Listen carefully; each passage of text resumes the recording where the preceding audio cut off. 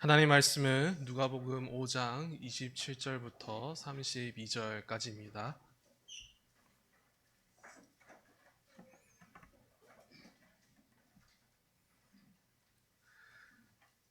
짧아서 함께 읽도록 하겠습니다. 시작하겠습니다. 그 후에 예수께서 나가사 레이라 하는 세리가 세간에 앉아 있는 것을 보시고 나를 따르라 하시니 그가 모든 것을 버리고 일어나 따르니라. 레이가 예수를 위하여 자기 집에서 큰 잔치를 하니 세리와 다른 사람이 많이 함께 앉아 있는지라. 바리새인과 그들의 서기관들이 그 제자들을 비방하여 이르되 너희가 어찌하여 세리와 죄인과 함께 먹고 마시느냐? 예수께서 대답하여 이르시되 건강한 자에게는 의사가 쓸데없고 병든 자에게라야 쓸데있나니 내가 의인을 부르러 온 것이 아니요 죄인을 불러 회개시키러 왔느니라. 아멘. 세리 레이를 부르심이라는 제목으로 담임 목사님께서 설교하시겠습니다. 많은 은혜 되시길 바랍니다.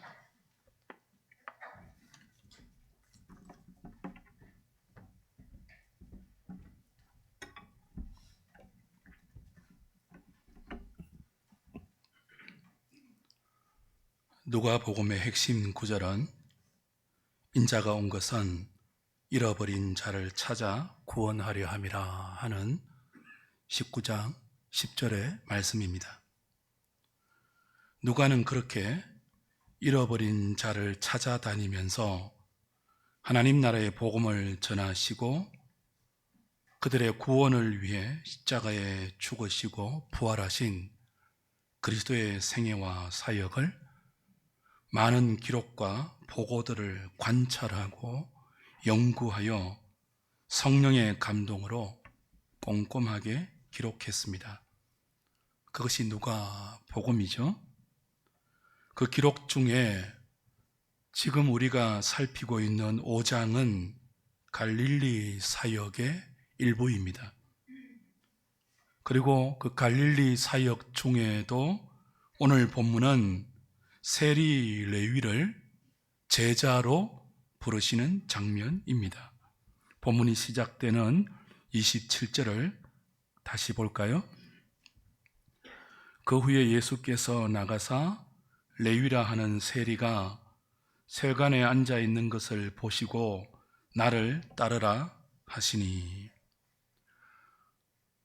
그 앞에 가버나움에서 한 중풍병자의 치유를 통해 예수님은 자신이 죄사함의 권세가 있는 하나님이심을 밝히셨습니다. 그리고 그 죄사함의 권세, 그 죄사함의 은혜가 무엇인지를 구체적으로 나타내기 위해서 세간에 앉아있는 마태, 세리, 레위를 부르십니다. 앞서 말씀드린 누가복음의 핵심 주제의 시각으로 보면 주님이 세리, 레위를 부르신 것은 우연이 아닙니다. 그가 세간에 앉으신 것을 지나가다가 우연히 보시고 즉흥적으로 그를 부르시지 않았습니다. 주님은 베드로와 그의 어부 친구들을 부르실 때처럼 의도적으로 세간에 앉아있는 레위를 찾아가서 그를 부릅니다. 그리고 이렇게 말씀하시죠. 나를 따르라, 나를 좇으라. 여기에 마태라는 별명을 가진 레위가 모든 것을 버리고 일어나 주님을 따릅니다. 예수님이 레위에게 단순히 나를 따르라 한마디만 하셨는지 아니면 여러 말로 권하셨는지 본문은 밝히지 않습니다. 또 레위가 그전에 예수님에 대해서 예수님의 가르침과 말씀을 직접적, 간접적으로 듣고 예수님을 알았는지도 누가는 밝히지 않습니다. 그러나 우리는 누가가 자세한 상황을 밝히지 않아도 이미 이 레위가 예수가 전했던 말씀을 들었던 적이 있었음을 확실하게 추정할 수 있죠. 주님이 어떤 분인지 모르고 어떻게 모든 것을 버리고 즉시 기쁨으로 주님을 따르기로 결단할 수 있겠습니까? 아무튼 세리 마태는 주님의 부르심에 모든 것을 버리고 일어나 주님을 따릅니다. 그는 세리입니다. 세관에 앉아 있었던 세리이죠. 세리는 세관에서 일하는 세금 공무원입니다. 예전에 우리나라도 세금 공무원에 대한 인식이 별로 안 좋은 시절이 있었죠. 당시 유대인들에게 이 세리라는 이 직업은 인식이 안 좋은 정도가 아니라 가장 악질적인 죄인으로 평가받았습니다. 로마는 유대 지역의 세금을 직접 징수하지 않고 대리 수납 제도로 거두었습니다. 입찰을 통해서 가장 많은 금액을 거두어 로마의 세금으로 바치겠다는 사람에게 로마는 세금 징수권을 위임했습니다.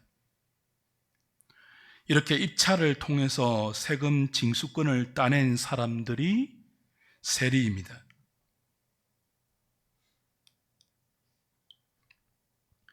그들은 악착같이 온갖 종류의 세금을 백성들에게 거두었죠. 그래서 계약한 액수만큼 로마 당국에 내고 남은 것은 다 자신들이 차지했습니다.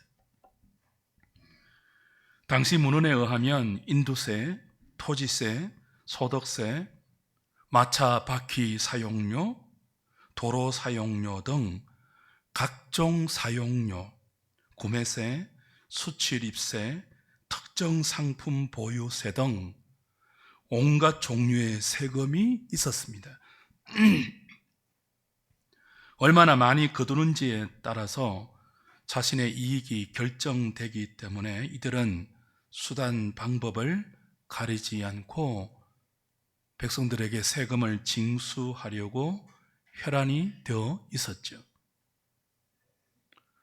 사람들은 이들을 부르기를 면허증을 발부받은 강도, 그렇게 불렀습니다.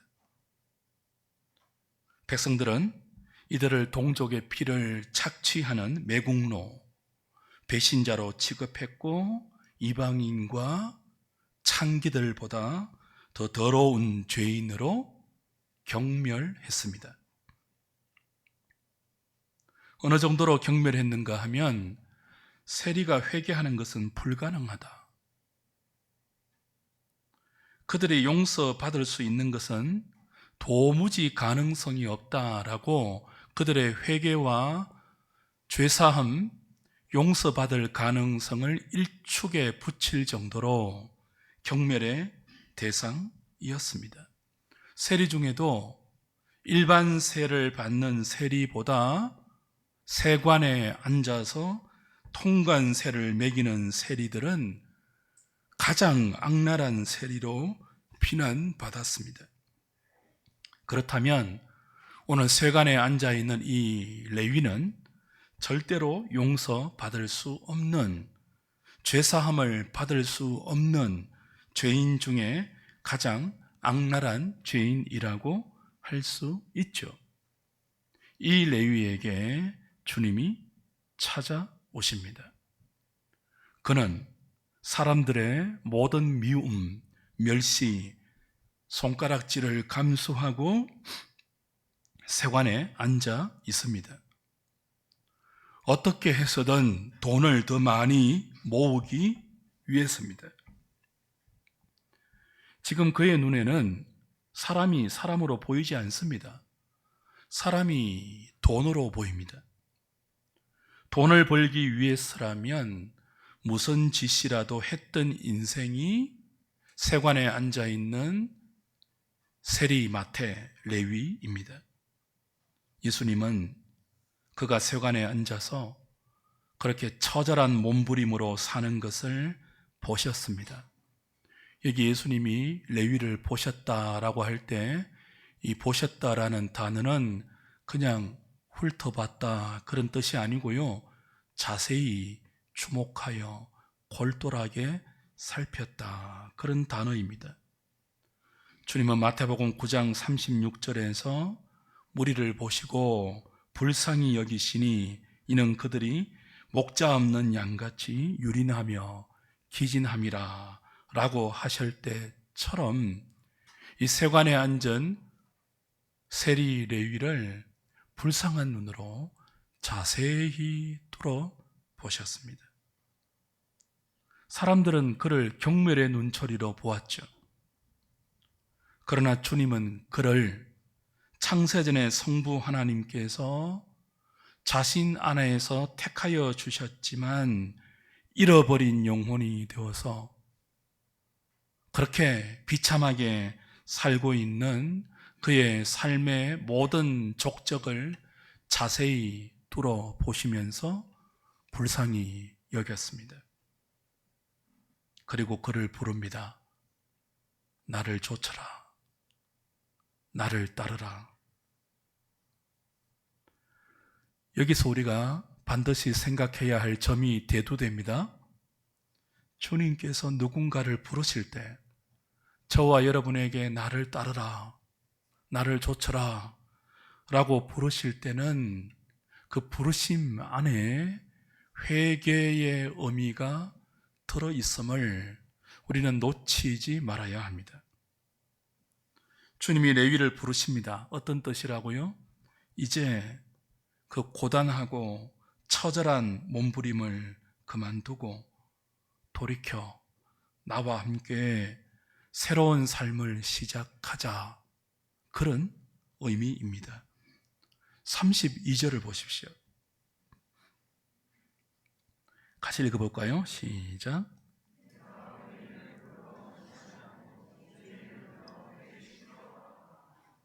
그렇죠? 마태복음과 마가복음에 똑같은 이 사건이 기록되어 있는데 마태와 마가는 이 부분을 죄인을 부르러 왔다 그렇게 기록하지 죄인을 불러 회개시키러 왔다 그렇게 말하지 않아요. 근데 누가는 이 두 복음서 기자와 달리 유독 무엇을 강조합니까? 주님이 의인을 부르러 온 것이 아니라 죄인을 부르러 왔는데 죄인을 그냥 부르는 것이 아니라 그 죄인을 불러 뭐하러 하기 위해서 오셨다고요? 회개케 하기 위하여 오셨다라고 누가는 회개를 강조합니다. 주님의 부르심 안에는 언제나 돌이킴과 회개의 요청이 포함되어 있습니다. 주님이 그렇게 능력의 말씀으로 큰 자비와 긍휼의 눈길로 레위를 나와 함께 하자. 이제 그런 삶 그만두고 내가 인도하는, 내가 너에게 가르쳐주는 새로운 삶을 나와 함께 살아보자. 나를 좇아라. 나를 따르라. 라고 이 부르시는 주님의 부르심에 레위가 그 자리에서 우리나라 성경 다른 번역에는 벌떡 일어났다. 벌떡을 추가했습니다. 벌떡 일어나 모든 것을 버리고 주님을 따르는 놀라운 일이 일어났습니다. 기적이죠. 그토록 사회적인 비난과 사람들의 지탄과 욕과 손가락질을 감수하고 오직 돈 하나만을 쫓았던 이 사람이 어떻게 그 모든 것을 버리고 주님을 좇을 수 있겠습니까? 이것이 하나님이 우리를 부르시는 부르심의 능력입니다. 예수님이 하나님의 음성과 하나님의 눈으로 우리를 불러주실 때 변하지 않던 우리의 마음이 거듭나고 돌이켜져서 죄인된 삶을 중단하고 새로운 삶을 그 부르심에 기인해서 시작할 수 있습니다. 이것을 신학적인 용어로는 유효한 부르심, 뭐라고요? 유효한 부르심, 효과 있는 부르심, 그렇게 개념하죠. 하나님께서 우리를 효과적으로 거부할 수 없는 이 유효한 능력의 부르심으로 부르시는 이 복된 부르심이 있어야 우리가 거듭날 수 있습니다. 이 복된 부르심이 있어야 우리가 회개와 믿음으로 하나님 앞에 의롭다함을 얻을 수 있고 죄사함을 얻을 수 있습니다. 언제나 순서는 부르심이 먼저예요. 그리고 그 뒤에 우리의 따름이 나오죠. 무엇이 먼저입니까? 하나님의 능력 있는 부르심이 먼저예요. 부르심이 그토록 중요합니다. 그 능력이 있는, 효과 있는 부르심의 은혜를 가지고 주님이 세관에 앉아있는 세리 레위를 찾아오신 거죠. 그리고 불렀죠.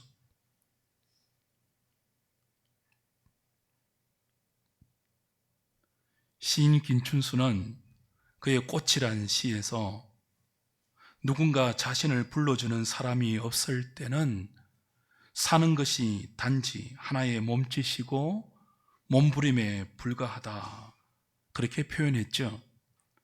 누군가 나를 불러줄 때 비로소 몸부림 같은 삶의 의미가 생기고 목적이 만들어져서 향기로운 꽃이 된다, 그렇게 그는 노래했습니다. 내가 그의 이름을 불러주기 전에는 그는 다만 하나의 몸짓에 지나지 않았다. 내가 그의 이름을 불러주었을 때 그는 나에게로 와서 꽃이 되었다. 내가 그의 이름을 불러준 것처럼 나의 이 빛깔과 향기에 알맞은 누가 나의 이름을 불러다오. 그에게로 가서 나도 그의 꽃이 되고 싶다. 우리들은 모두 무엇이 되고 싶다. 너는 나에게, 나는 너에게 잊혀지지 않는 하나의 눈빛이 되고 싶다. 사람의 부름도 이렇게 의미를 부여한다면 하나님의 부르심은 어떻겠습니까? 예수님께서 세리 마태를 그렇게 불렀습니다. 한 번밖에 없는 그의 삶이 지금처럼 그렇게 허망한 몸부림으로 끝나지 않도록 그를 불러 다만 몸짓에 불과한 그의 삶을 꽃이 되게 하십니다. 기독교 신앙은 그렇게 하나님의 부르심으로 시작됩니다. 세상 대부분의 종교는 사람이 신을 찾아갑니다. 그리고 사람이 먼저 신을 부릅니다. 그렇게 해서 종교가 시작됩니다. 그러나 기독교는 하나님이 먼저 우리를 찾아오십니다. 그리고 하나님이 먼저 우리를 부르십니다. 그렇게 우리의 신앙이 성립되고 우리의 새로운 삶이 찾아오시고 불러주시는 하나님의 이 자비로운 능력과 은혜 속에서 출발되는 거죠. 믿음의 조상 아브라함이 어떻게 믿음의 조상이 되었습니까? 갈대아 우르에 사는 그를 하나님이 어느 날 찾아오시고 본토 친척 아비집을 떠나라 불러주셨을 때 그의 위대한 믿음의 여정이 시작되었습니다. 모세가 어떻게 이스라엘의 지도자가 되었습니까? 80살에 광야에서 양치는 그를 하나님이 가시떨기 나무에 꺼지지 않는 불꽃으로 찾아오셔서 그를 불러주셨기 때문입니다. 바울이 어떻게 이방인의 사도가 되어서 이 인류 역사에 위대한 믿음의 족적을 남길 수 있었겠습니까? 죄인 중에 괴수인 그를 하나님께서 다메섹 도상으로 찾아오셨고, 부활하신 주님이 태양보다 더 밝은 빛으로 나는 네가 핍박하는 예수다 불러주셨기 때문입니다. 오늘 마태라는 별명을 가진 이 세리 레위가 어떻게 예수님의 제자가 되고 사도가 되어서 마태복음을 기록할 수 있었겠습니까? 오직 부자가 되는 것이 인생 최고의 의미이며 그의 삶의 목적이어서 쇠간에 앉아 몸부림을 치는 그를 잃어버린 영혼을 가진 불쌍한 영혼으로 보시고 그를 찾아오셔서 불러주셨기 때문입니다. 주 안에 사랑하는 여러분, 하나님은 빈부 귀천, 남녀노소, 인종과 국경, 사상과 학식의 유무, 죄의 경중을 따지지 않고 잃어버린 영혼인 우리를 찾아오셔서, 육신을 입고 찾아오셔서 십자가와 부활로 구속의 사역을 성취하시고 아버지와 함께 성령을 보내셔서 지금 이 시간도 하나님 안에서 잃어버린 자신의 택한 영혼을 부르고 계십니다. 여러분은 이 하나님의 복된 부르심을 들은 적이 계십니까? 그리고 그 부르심 앞에 믿음으로 응답한 적이 있습니까? 로미오가 아무리 창문을 열어다오 라고 간절히 불러도 줄리엣이 창문을 열고 응답하지 않으면 둘 사이의 사랑의 꽃은 필 수 없습니다. 문을 열고 그 사람의 부름에 응답해야 사랑의 관계가 성립되죠. 누가 주님의 부르심에 응답할 수 있겠습니까? 오늘 31절, 32절을 다시 보십시오. 예수께서 대답하여 이르시되 건강한 자에게는 의사가 쓸데없고 병든 자에게라야 쓸데있나니 내가 의인을 부르러 온 것이 아니요 죄인을 불러 회개시키러 왔노라. 스스로 자신은 문제가 없다, 나는 죄인이 아니다, 주님의 간섭하심과 불쌍히 보심과 구원하심과 고쳐주심이 내게는 필요 없다, 나는 내 힘으로 얼마든지 내 인생을 개척할 수 있으며 구축할 수 있으며 지금보다 더 나은 존재로 만들 수 있다는 자신감에 가득 찬 의인들은 주님의 부르심에 응답하지 않습니다. 누가 응답합니까? 나는 문제 많은 인생이다. 나는 스스로 내 문제를 해결할 수 없는 죄인이다.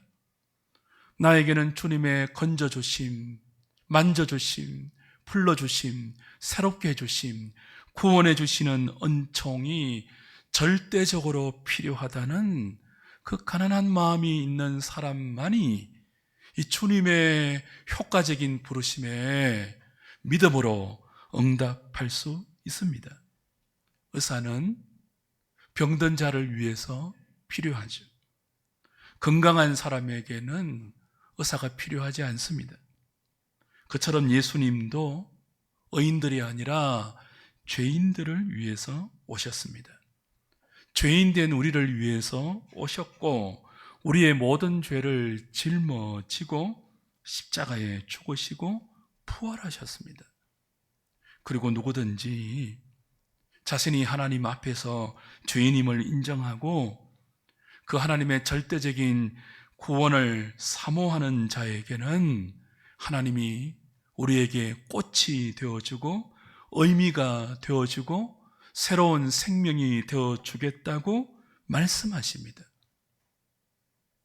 지금도 그렇게 하나님은 잃어버린 영혼을 찾고 그 잃어버린 영혼에게 내가 너의 몸부림에 불과한 너의 인생에 꽃이 되는 새로운 의미가 되는 사망과 죄의 냄새로 가득한 그런 삶이 아니라 생명의 향기가 가득한 그런 복된 삶으로 내가 인도해 줄게 라고 지금도 잃어버린 영혼을 찾아오셔서 나를 따르라, 나를 좇아라 부르고 계십니다. 이 부르심에 괜찮아요. 나는 당신 없어도 얼마든지 멋지게 살 수 있어요. 라고 거절하는 사람은 나중에 어떻게 되겠습니까? 이 땅에 사는 동안 잃어버린 영혼을 찾아오시고 그 잃어버린 영혼을 불쌍히 보시면서 하나님의 큰 자비로 부르시는 이 복된 부르심에 거절로 미련한 고집을 피우면 맨 마지막에는요, 이 자비의 부르심이 아니라 영원한 심판을 위한 엄중한 부르심만이 그를 기다릴 거예요. 세리마태가 주님의 부르심에 기꺼이 자신의 이 쇠간의 자리, 그 자리를 일어나 박차고 주님을 따라갔던 것처럼 오늘 우리 중에도 아직 주님의 부르심에 응답해 본 적이 없는 분이 있다면 오늘 이 말씀이 여러분을 부르시는 하나님의 복된 부르심의 음성으로 들리기를 바랍니다. 그리고 일어나 그 지금까지의 모든 하나의 몸짓에 불과하고 아둥바둥 살았던 몸부림에 불과했던 그 삶의 자리를 박차고 일어나 어떻게 나를 인도할지 모르겠지만 내 남은 생이 주님의 인도하심이 어떻게 진행될지 모르겠지만 믿음으로 그분을 따르는 놀라운 결단이 있기를 주님의 이름으로 축복합니다. 우리 중에 많은 사람은 이미 이 부르심에 믿음으로 응답한 적이 있는 분들일 거예요. 그런 분들은 내가 이 하나님의 부르심에 믿음으로 응답한 뒤에 오늘까지 어떻게 살아왔는지를 다시 돌아보십시오. 허망한 것 중에 가장 허망한 것이 주님의 부르심을 받고도 예수를 잘못 믿는 거예요. 예수 믿고도 여전히 자기의 욕망과 소원을 위한 삶을 바꾸지 않고 예수를 통해서 그 모든 세상적인 욕망을 이루려고 하는 그런 종교 생활이에요. 그 종교 생활이 인생이 할 수 있는 몸부림 중에서 가장 허망한 몸짓입니다. 주님은 우리의 죄를 부추기 위해서 우리를 부르지 않았습니다. 우리가 죄 가운데 여전히 주저앉아 살 수 있도록 우리의 죄를 사해 주신 것이 아닙니다. 주님이 의인을 부르지 않고 죄인을 부르러 오신 것은 죄인을 불러 회개시키려 하기 위함입니다. 예수님은 우리가 단지 죄 용서 받은 것에 대해서 안도하고 또다시 죄 가운데서 우리의 욕심을 향하여 달려가도 좋을 안전장치를 마련해 주기 위해서 저와 여러분을 부르지 않았습니다. 이제는 이 세상의 정욕, 허망한 생각들 이제는 버리고 근신과 의로움과 경건함으로 살 수 있도록 우리를 찾아오셔서 우리의 영혼의 능력의 말씀을 허락하시고 세간에 앉은 세리를 보신 것처럼 세 번이나 주님을 모른다고 저주한 베드로를 그날 아침에 긍휼의 눈으로 보신 것처럼 오늘도 말씀으로 찾아와서 그 말씀의 눈으로 우리를 조명하시고 우리를 불러서 이제는 하나의 몸짓에 불과한 그 삶을 좀 그만두고 내가 너를 위해서 준비해 놓은, 내가 너를 위해서 창세전에 아버지와 함께 성령과 함께 마련해 놓은 이 복된 삶으로 나와 함께 믿음을 시작하지 않겠니?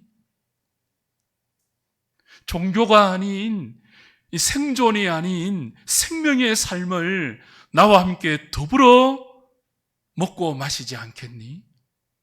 오늘 우리에게 말씀하고 있는 거죠. 그렇게 주님의 부르심에 응답하는 순간 우리의 인생은 새로워질 수 있습니다. 오늘 세리 마태를 보십시오. 레위를 보십시오.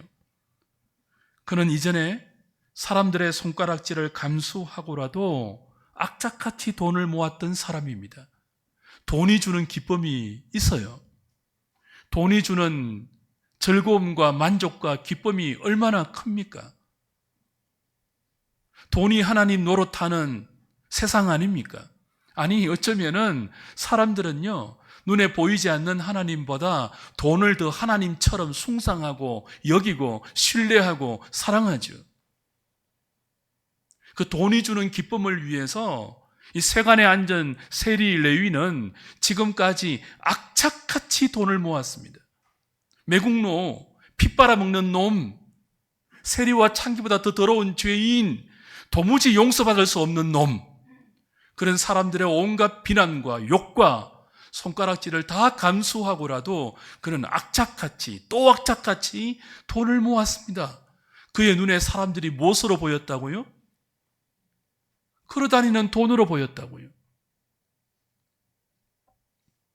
그런 그가 주님의 부르심에 믿음으로 응답하여 주님을 향하여 주님과 함께 자리를 박차고 일어나 그를 따르는 믿음의 삶을 시작했을 때 하나님은 그에게 그전에 돈이 주는 기쁨과 돈이 주는 의미와 돈이 주는 만족이 비교할 수 없는, 상상할 수 없는 하늘의 기쁨을 이 세리 마태에게 선물로 허락하셨습니다. 29절을 다시 보십시오.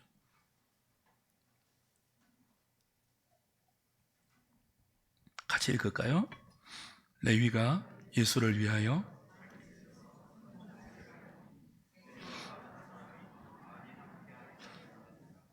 그렇죠?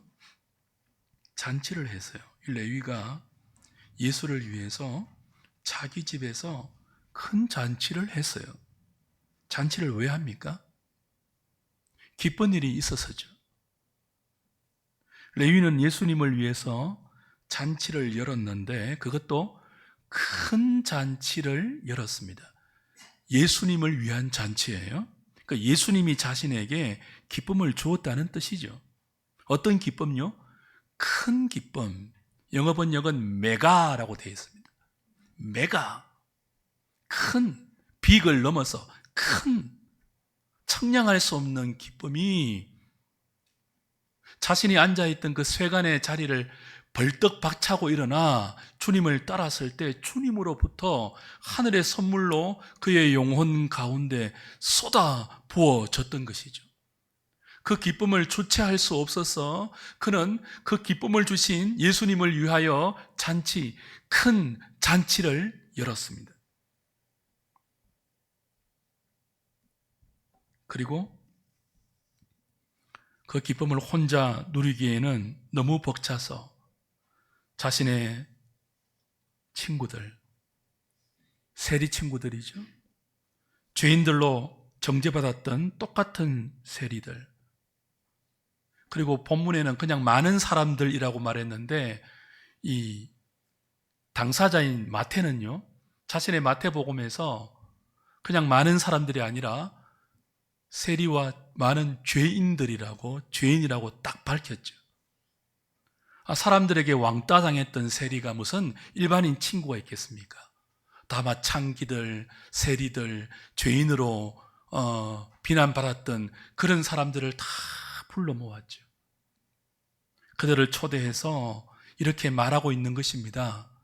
너희들도 나를 부르고 나에게 이렇게 놀라운 기쁨과 새로운 삶을 허락하신 예수님을 만나보라.